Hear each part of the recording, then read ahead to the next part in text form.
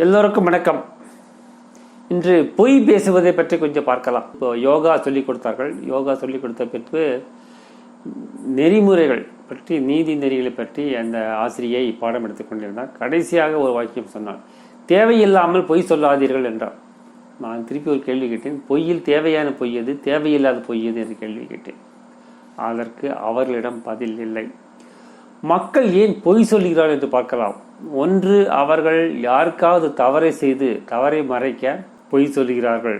ஆனால் அந்த மக்கள் உணர்வதில்லை, நாம் அடுத்தவர்களுக்கு செய்யும் தவறு, தப்பு முதலியவை திரும்ப நமக்கு பல மடங்காக திரும்ப நமக்கு வந்து சேரும் என்று அவர்கள் உணர்வதில்லை. அதாவது தயவு செய்து யாருக்கும் எதிராக தெரிந்து தவறுகள் செய்யாதீர்கள். இது ஒரு காரணம். பொய் சொல்வதற்கு மற்றொரு காரணமும் இருக்கிறது. அதில் உங்கள் உள்ளத்தில் வலிமை இல்லாமல் இருந்தால் நீங்கள் பொய் சொல்ல வேண்டியிருக்கும். ஒரு சூழ்நிலையை சமாளிக்க முடியாமல், சமாளிக்க தைரியம் இல்லாமல், நிமிர்ந்து நின்று பேச முடியாமல் இருக்கும்போது நீங்கள் அதிலிருந்து அந்த நேரத்திற்கு தப்பிப்பதற்காக பொய் சொல்வீர்கள்.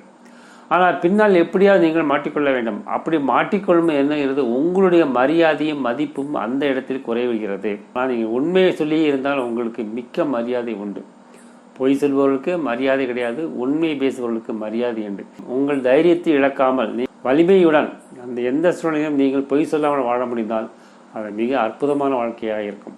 உங்களுடைய மதிப்பு மரியாதை உங்களை சுற்றி உள்ளவர்கள் உங்களது மதிப்பு அதிகமாக இருக்கும்.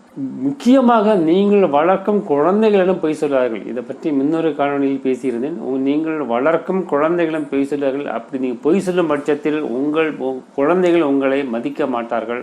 அவர்களுக்கு உங்கள் மேல் உள்ள மரியாதை இருக்காது.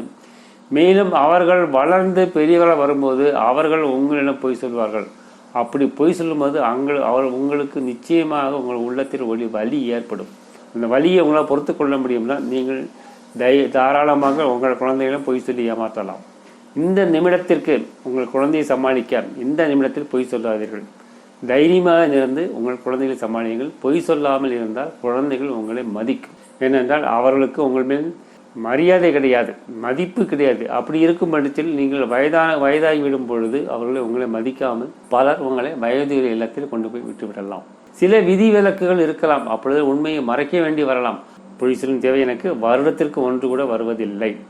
என்னால் உண்மையை பேசி வாழ முடிகிறது. என்னால் முடியும் என்றால் உங்களாலும் முடியும்.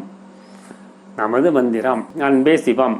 அன்புடன் வாழ்வோம், கடமையை செய்வோம், இந்த நொடியில் வாழ்வோம், எல்லோருக்கும் உதவி செய்வோம். எல்லாம் சிவமயம். நன்றி, வணக்கம்.